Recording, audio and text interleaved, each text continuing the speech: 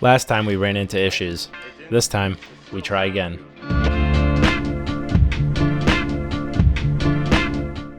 After sleeping on it, we looked over the tune we uploaded to ECU.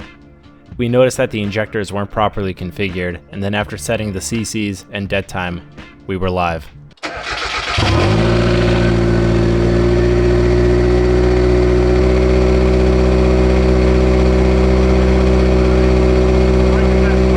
What are your true feelings about Kevin?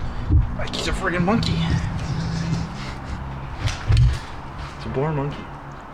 After Simon gave the responsible party a piece of his mind, we let it run for another couple of minutes, cleaned up my garage, and carefully drove her home. There's one last thing it needed before getting it tuned, and that was an intercooler. So the following weekend, we got started. Well, what's more important? It's underglow or intercooler? First, we need to remove the front bumper and take a look at the space we're working with.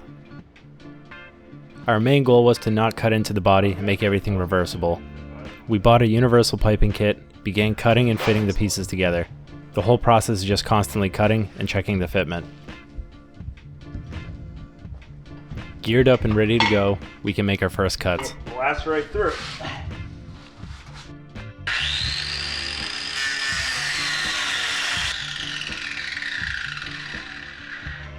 Oh shit.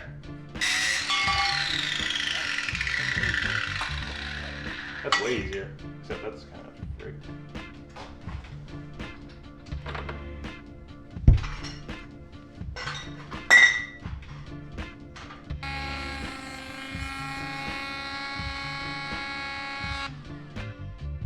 Nice. Very nice. If we do leave and we go somewhere with Dremel tools. After routing the piping down, we can check the fitment of the intercooler.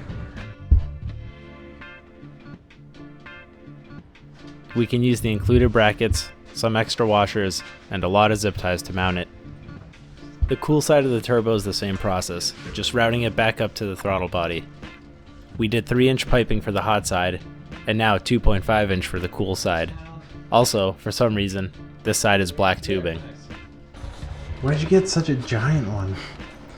After realizing he ordered the world's largest blow-off valve, we decided there's no reasonable way we could mount it, so this setup isn't going to include one.